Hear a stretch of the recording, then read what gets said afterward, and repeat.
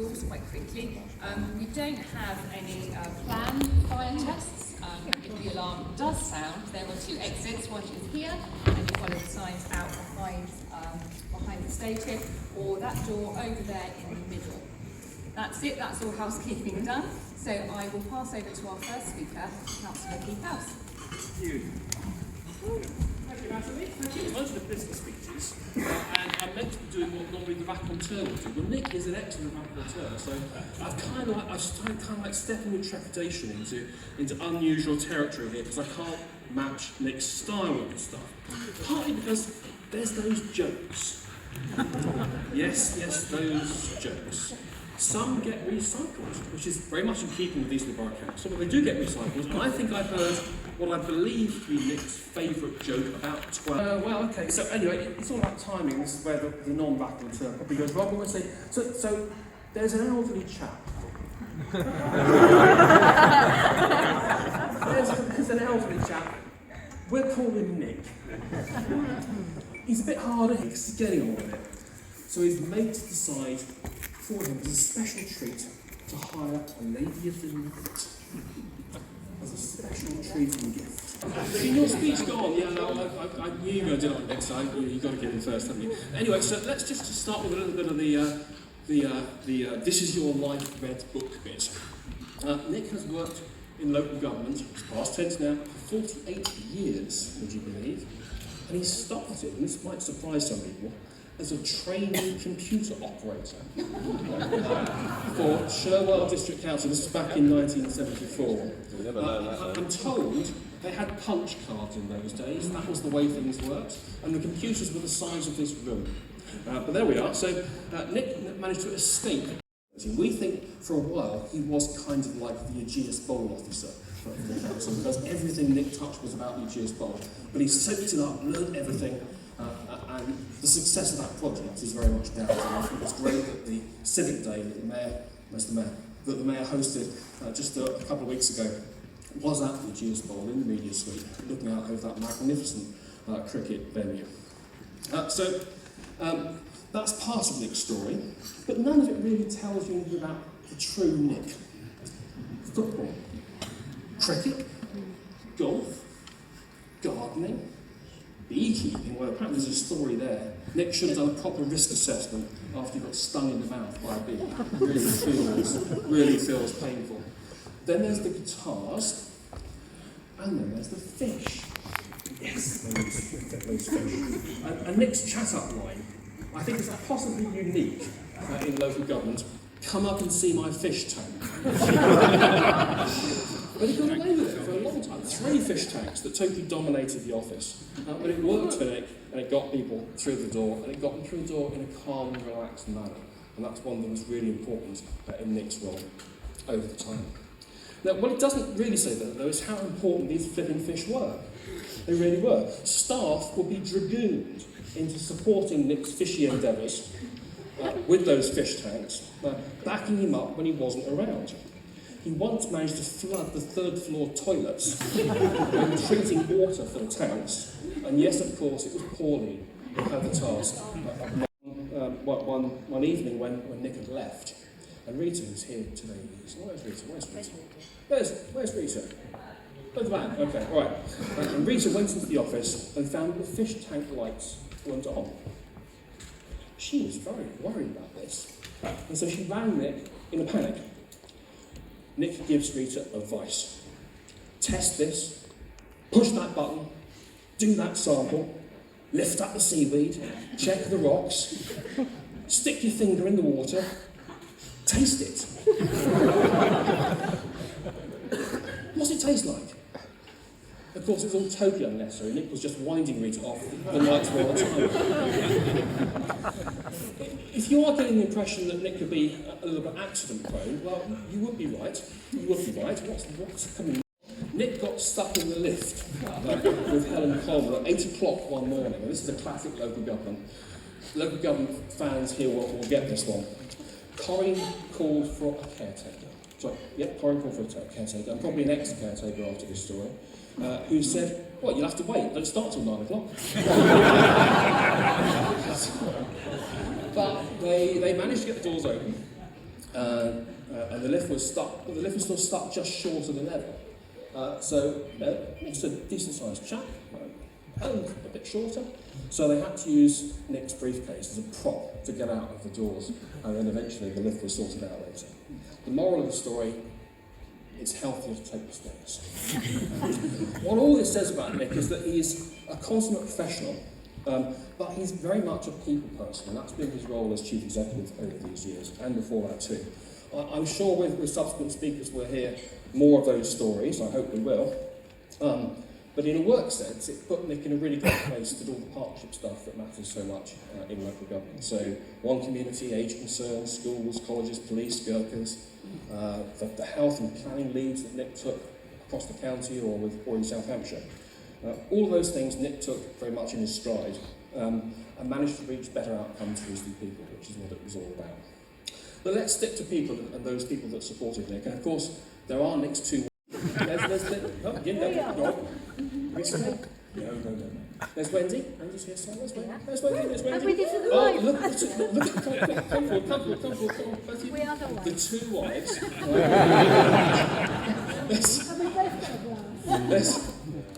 So there's Wendy, who's been superb support for Nick. And I know that Nick couldn't cope at all without Wendy. Wendy's absolutely brilliant, and she's a great friend of the Easter family for all the time he's gone in over the years. So thank you, Wendy. But there's also Nick's work wife. Nick's work wife has been Pauline. We've already talked about there to pick up the pieces, sort the clothes, make lunch, generally keep Nick on the straight and narrow, especially when he's forgotten something. Not that ever happens. So for my part as leader, and I'm sure I speak for all councillors and all staff that are here and watching online this afternoon, we all knew that we had a safe pair of hands in Nick. A workaholic, determined to get it right, and who refused to retire until the local plan had been adopted. I think he thought he might be here for 20 years at one point. But most of all, Nick has been a friend to us all, and a friend to the borough, and to all of Eastleigh. And that's a remarkable record, Nick, which you can, and we can, all be proud and must be proud of. Thank you for that. We'll do gifts and things, I guess, in a bit, and Tommy and I contribute to that along the way. But I couldn't leave this without one final little story. When new staff arrive, Nick and I have done a 1 hour slot of induction for them. Nick fronts it, put in the new staff at ease. It's kind of a bit like a chat show style, informal format. And the idea is to get staff to say a bit about themselves, their background, where they've come from, make them feel happy, think about how they can contribute to the wider borough council. But they're also asked if they've got a secret talent or a secret bit of history that's really interesting, that might just liven the place up or could contribute in some way. And over the years we've had all sorts of these. We've had Mandarin speakers, knitters, dog breeders, pilots, people who can bend their body in the most curious ways. I'm not making this up. But Nick's interesting nugget is hard to top.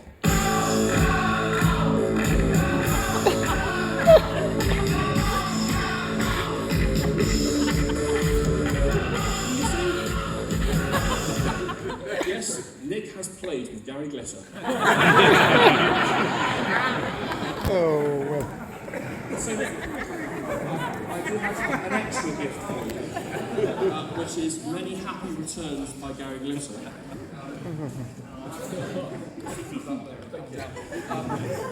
I have to say, I couldn't buy it from HMV or Amazon. I went on eBay to didn't want to contribute any royalties. So there we are, Nick. So Nick can tell you that story in a bit, I'm sure. He's got no choice now, has he? Anyway, to a super chief executive, Nick, we wish you a long and happy retirement, and thank you for everything you've done for Eastleigh. Nick Tustin. Nick Tustin.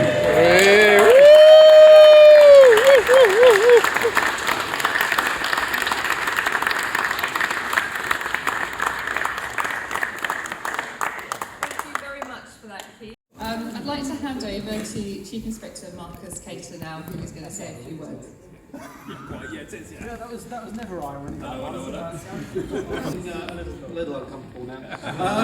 Okay, so I was asked to put together a few notes on behalf of Hampshire Constabulary in recognition of Nick and his time and I'm afraid none of them are as funny or as well equipped as Keith's there. But anyway, I will try my best to give some feedback from some of my colleagues and peers.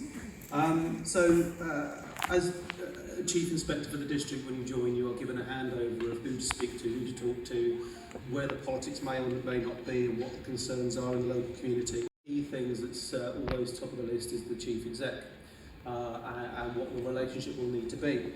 And as a police senior leader, it is absolutely vital that you've got that relationship with that person that you know you can trust, and you know can have an open, professional conversation and just pick up a phone and completely take the mick out of each other. And that was a luxury I was very fortunate to have.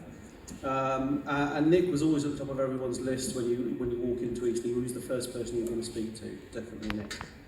So I asked for some words to you that people have used to describe him in their handovers, and they're really emotive: thoughtful, supportive, considerate, understanding, knowing, and possibly one of the key ones, arbitrator. And the role that Nick plays around that ability to keep police engaged effectively with Eastleigh community and us available and effective in what we deliver for you cannot be. And this is something I said to Nick at the Mayor's Day at the Aegeus Bowl. Nick has outlasted 6 district commanders. I might be coming back. I might. August, I think. Yeah, he's definitely stood the test of time. And Dave Winter said, and he wanted to pass this on, Nick was a reassuring presence, really measured and a voice of reason, easy to talk to and willing to discuss lots of issues. Probably the best coffee I've had at a partnership meeting. And finally, following a theme, the finest fish tank I've ever seen. I never got to see the fish tank. I don't take it personally, I blame COVID, but I also think I wasn't invited. My welcome to the district was a policing Operation Cyanose. We get these wonderful names allocated to our policing operations. Please don't ask where they come from. It's a bit like when you have a hurricane and it gets a name, you don't understand it. This was an extremely tragic scenario where we had the youngest individual arrested in the UK for preparing a terrorist attack. A 14-year-old boy with extremely complex and diverse vulnerabilities. And I was flown in as having some understanding of dealing with prevent as an agenda and channel and community impact assessments and what does that all look like. But it was absolutely the phone to Nick that made me understand who and what Eastleigh Partnerships was all about and how well and collaboratively they work because of Nick's guidance and Nick's leadership. Without his support, I know that would have been a really, really complex issue for policing, and it raised a lot of challenges and a lot of learning in its own right, but it would have been, I can quite honestly say, a community impact if it hadn't been for Nick and his guidance. Since June 2020, we've had regular catch-ups, largely on Teams, unfortunately, no fish, focusing on how we can work together and get things right for our community in Eastleigh. And we've done some great things in a very short period of time. His vision and guidance has been invaluable in helping me establish some really good policing practice that he grounds and brings back to reality. Mate. His personality alone is one to admire, let alone his work and passion, and I hope that I'm here to do it. It's been a pleasure and an opportunity to know Nick, and one I will always look back with on great appreciation. Thank you, and best of luck for a fabulous retirement, Nick. And Hampshire Constabulary says thanks.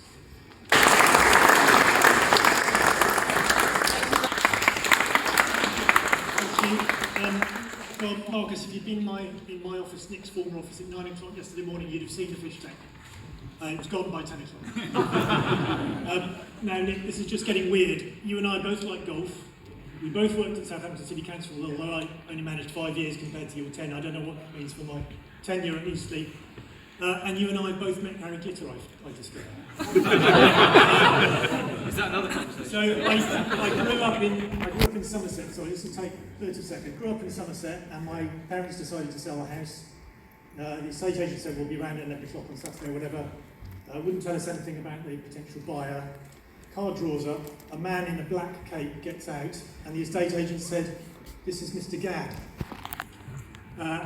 Fortunately, the house wasn't large and garish enough for Mr. Glitter, as his stage name was, so he didn't buy the house. But anyway, that's another thing we have in common, so that's fantastic.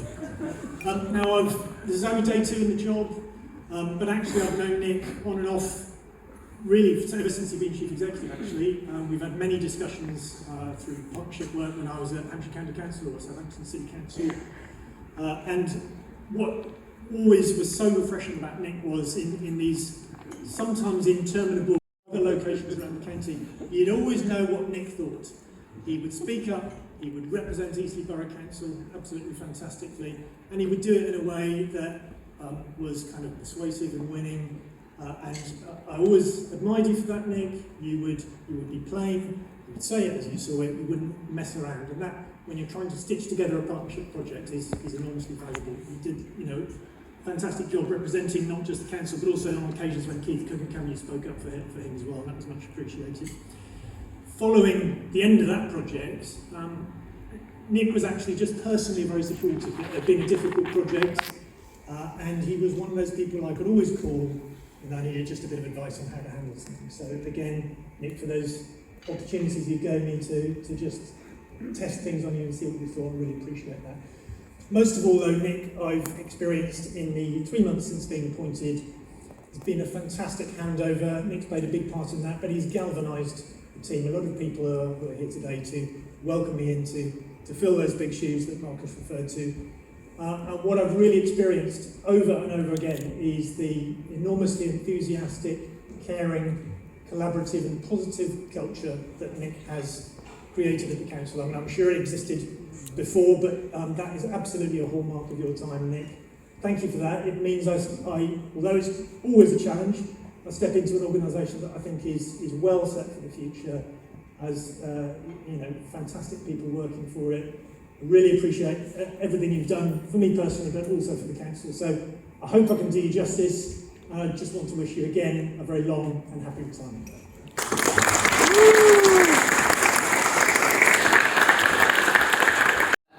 Is Rod Bransgrove from the Aegeus Bowl, and Keith mentioned the kind of extreme amount of work that Nick did with the Aegeus Bowl and the brilliant partnership that we've got with them now as a result. So I'm really pleased to welcome Rod over now. Thank you.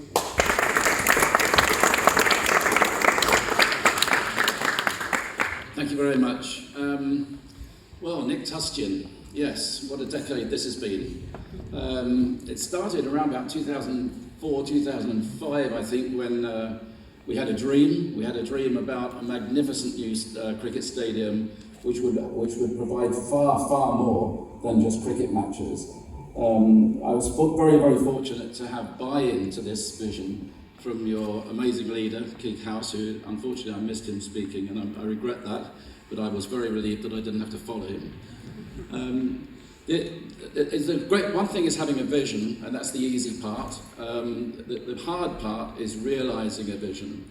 And this particular programme took a long period of time. We started the planning process from memory in 2007.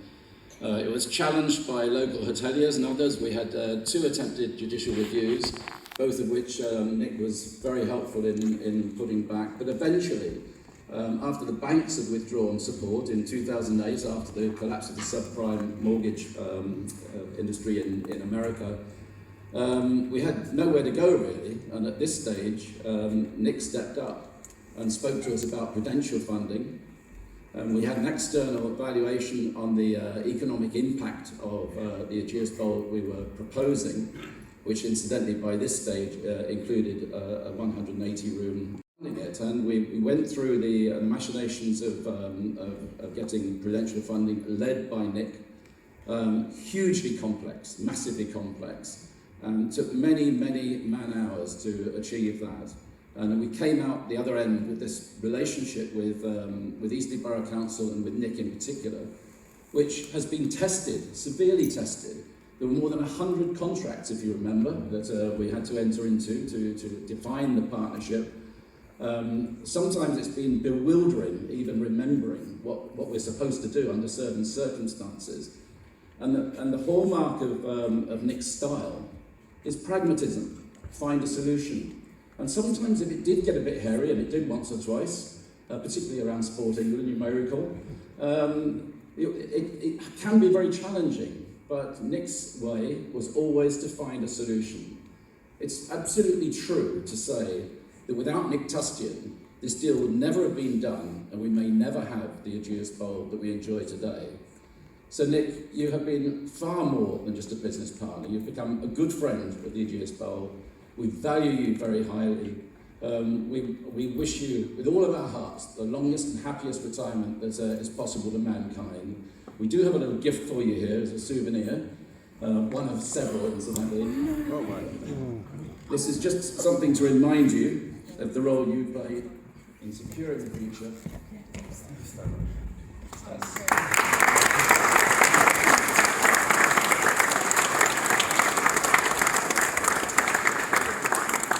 There's more to come, and there's more to be said, but many, many thanks indeed for being such an incredibly important part of the Ageas Bowl as it is today.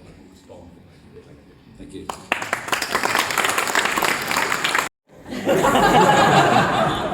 It's usually the other way around. Yeah.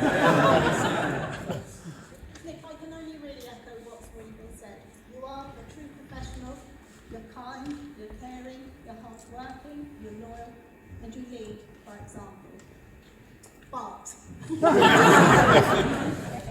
having been your PA for 21 years, which was a real pleasure and a privilege, I thought today I'd share with your family, friends and colleagues a few of the things that maybe didn't quite go to plan. I became quite nervous if Nick had to attend an event which required an overnight stay. And I want to take you back, Nick, to about 2002. Yeah, when all managers in small groups had to attend a 2-day residential course at Sherrill Heath. Sarah remembers it well.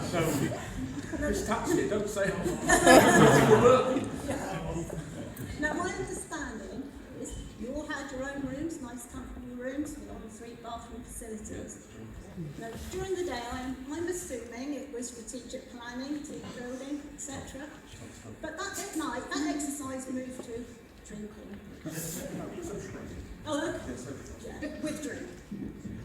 Sorry, thank you. And You can hear without Mike. he loves me really. At the end of the evening, they all went back to their own room, except Nick and his wife, wasn't it? Would you like to tell everyone what happened? Well, I have to say, it was probably about 2 in the morning. We'd had a really difficult night discussing the strategy there over the odd glass of wine. You were there, Sarah. I think you were in. It was a really deep in-depth discussion. So it was really tough stuff. And anyway, stag was the wrong way. I wandered back to my room and I put the key in the door. And as I opened the door, a guy came out half dressed. And and it was pouring rain. We did this sort of English bit. We were saying, hello. What are you doing? This is my room. No, it's not. It's my room. And sure enough, it was my room. But this guy was meant to be on a field trip, being cancelled, and taken up residence in my room. So I had to find a new room somewhere else. But the rumours that flew around afterwards that I sneaked into this poor guy's chalet. So that's what happened. Yes, it was, Nick. I wouldn't say I was too drunk to actually find my own room. Well, we believe you. Well, about 5 or 6 years ago, Nick was invited to an event in London to speak about the council's housing programme, of which the council's rightly so very proud. Well, Rita, who I think is hiding at the back, was part of the PA team at that time. And it was Rita's role to book the travel and accommodation for Nick, and because train the night before and stay in a hotel. So the day came and off Nick went to London, and Rita just happened to call in to see me. We lived near each other. She'd only been there a couple of minutes, and Nick phoned.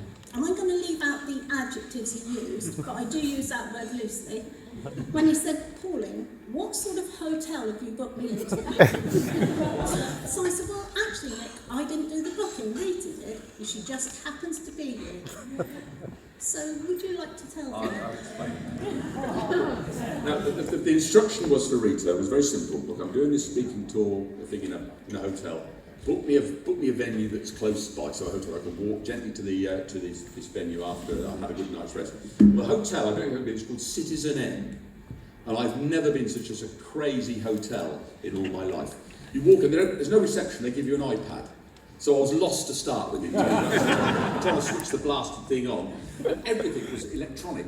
And everywhere you went, it almost like it picked up where you were. It said, "Welcome, Citizen Nick." Even in the lift, it was sort of saying, "Citizen Nick, you're now on your way to your room." But the room was a pod.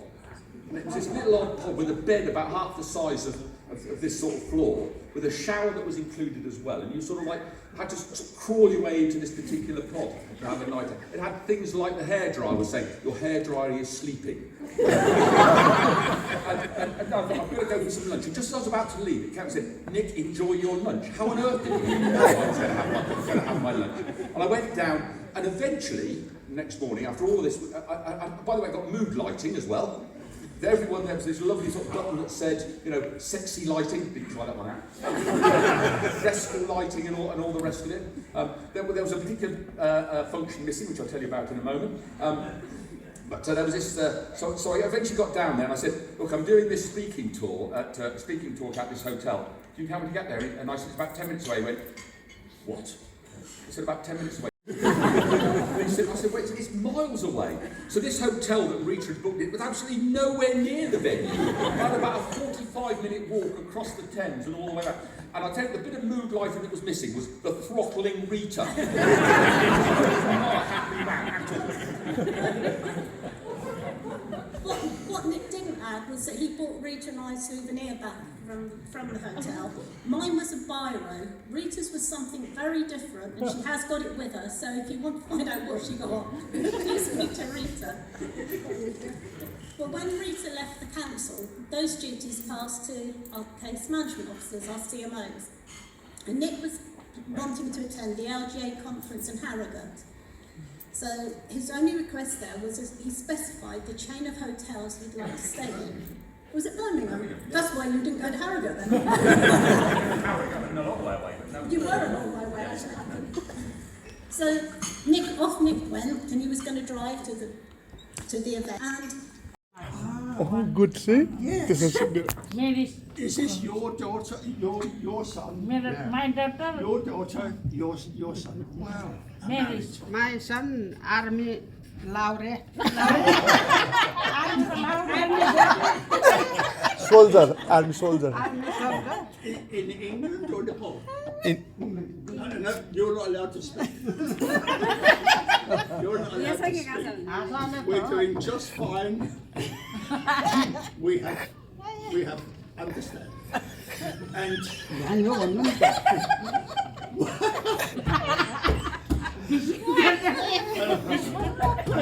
pay attention. Today is our elder group meeting, and they're laughing, they're learning English. So happy to see them like this. Now,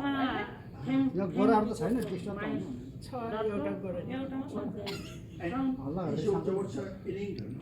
yeah, Yeah. And he is in the army. yeah. Army. Duty quarter. Now, Yeah. Okay. Is he a Gurkha? Is he a Gurkha? Your son? yeah. Yeah, he's Gurkha. 3 daughter Hong Kong. Yeah.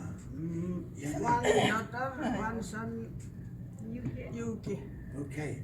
So are they in Eastleigh? Ah. My son, Mr. Yes. Mr. Army. Mr. Army. Oh, Bicester. Ah, Bicester. I know Bicester. Yes. And yeah. But you have your children in England. Here in Eastleigh, you have your children here in Eastleigh. I have 2 girls. One girl lives in France. Now, So, I have not seen my daughter, who lives in France, for 2 years. Because of Facebook or internet. But then you are going, hello, how are you? It's very, very difficult. So, there he is. Well done, Kamel. Have you brought the cakes, Kamel? Now, I asked Kamel to bring some cakes. I make cakes. Can you translate for the lady? Do you understand? I make cakes. Can you cook? Do you cook? Do you cook chicken? Do you cook rice? No, but you cook rice. You cook chicken. You cook spinach, carrots. Can you cook? Can you cook? Are you a good cook? No Rice, Yeah. chicken curry, Yeah. Wonderful. aloo I love chicken curry. The first time. Potato aloo. Oh, potato aloo. Wonderful. Potato chip. Potato chip. Let me tell you, perhaps you can translate for the ladies. The first time I went to Kamel's house, his wife Shanti, I did not know about chicken and curry and rice. So the first time I went to his house, his wife Shanti gives me plate, some potato, chicken, and a little curry sauce, a little sauce. I put my potato in the sauce. Wow. Steam coming out of my ears. And I said to Shanti,